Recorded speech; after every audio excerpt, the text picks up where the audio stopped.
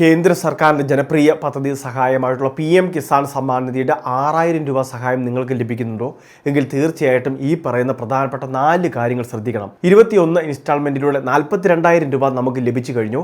അടുത്ത ഇൻസ്റ്റാൾമെൻറ്റ്, അതായത് 22ാമത്തെ ഗഡു വിതരണത്തിൻ്റെ സമയവും ആരംഭിച്ചിരിക്കുകയാണ്.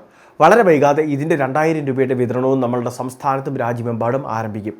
ഈ പദ്ധതി ഒരു തടസ്സവും കൂടാതെ മുൻപോട്ട് കൊണ്ടുപോവുകയാണ് എന്ന് കേന്ദ്ര സർക്കാർ അറിയിച്ചു കഴിഞ്ഞു. തുടർന്നും ഈ പദ്ധതി ഉണ്ടാവും. എല്ലാ കാര്യങ്ങളും പൂർത്തിയാക്കിയിട്ടുള്ള ഇലക്ട്രോണിക് KYC, ലാൻഡ് സീഡിംഗ് പോലുള്ള കാര്യങ്ങളെല്ലാം പൂർത്തിയാക്കിയിട്ടുള്ള എല്ലാ കർഷകർക്കും മുടങ്ങാതെ ഈ സഹായം വീണ്ടും ആധാറുമായിട്ട് ലിങ്ക് ചെയ്തിട്ടുള്ളവരുടെ അക്കൗണ്ടിലേക്ക് ലഭിക്കുകയും ചെയ്യും. ഡിസംബർ മുതൽ മാർച്ച് വരെയുള്ള സമയത്തിൻ്റെ ഇടയ്ക്കായിരിക്കും 22ാമത്തെ ഇൻസ്റ്റാൾമെൻറ്റ് വിതരണം ചെയ്യുക. അതുമാത്രമല്ല, ഈ സമയത്ത് പ്രധാനപ്പെട്ട 4 കാര്യങ്ങൾ കൂടി നമ്മൾ ശ്രദ്ധിക്കേണ്ടതുണ്ട്. അതിലേറ്റവും ആദ്യത്തേത്, കിസാൻ സമ്മാൻ നിധിയുടെ തുക ഇപ്പോൾ 6000 ലഭിക്കുന്നവർക്ക് അത് 12,000ത്തിലേക്ക് ഉയർത്തുന്നു എന്ന തരത്തിൽ ഒരു അറിയിപ്പ് വരുന്നുണ്ട്.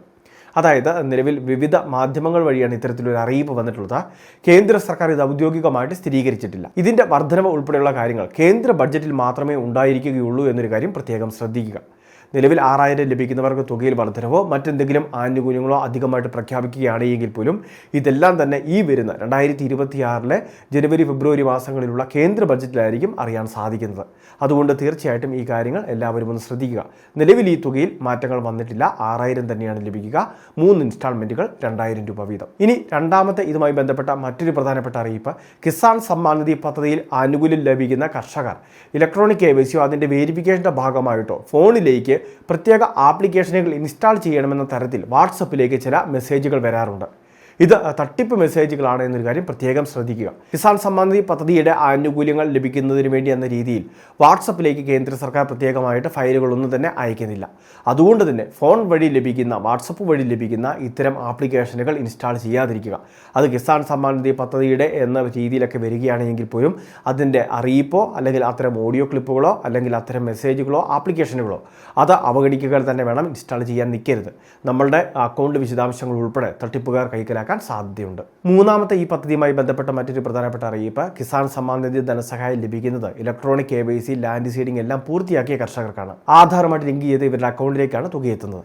അതുകൊണ്ട് തന്നെ ഇലക്ട്രോണിക് KYC ഒരിക്കൽ ചെയ്ത കർഷകരാണെങ്കിലും നമ്മൾ PM കിസാൻ സമ്മാൻ നിധിയുടെ വെബ്സൈറ്റിൽ ഇലക്ട്രോണിക് KYC ഒന്നുകൂടി ചെയ്യുന്നതിന് വേണ്ടി ശ്രമിക്കണം. ഇങ്ങനെ പരിശോധിക്കുമ്പോൾ ഈ KYC ഓൾറെഡി ഡൺ എന്നാണ് കാണിക്കുന്നതെങ്കിൽ മറ്റ് തടസ്സങ്ങളില്ല, നമുക്ക് വീണ്ടും ഈ KYC ചെയ്യേണ്ട ആവശ്യമില്ല. അതല്ലാത്ത പക്ഷം ഇതിൻ്റെ ബാക്കിയുള്ള സ്റ്റെപ്പുകൾ കൂടി നമ്മൾ തുടരേണ്ടതായിട്ടുണ്ടാകും.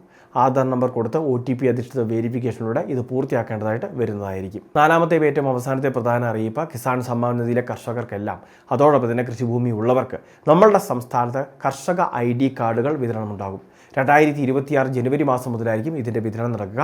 നമ്മളുടെ സംസ്ഥാനത്ത് ഡിജിറ്റൽ റീസർവേ നടക്കുന്ന കാര്യം അറിയാമല്ലോ. അത് പൂർത്തിയാക്കുന്ന വില്ലേജുകൾക്ക് മുൻഗണന നൽകിയായിരിക്കും ആദ്യം പ്രോപ്പർട്ടി കാർഡുകളെല്ലാം വിതരണം ചെയ്യുക.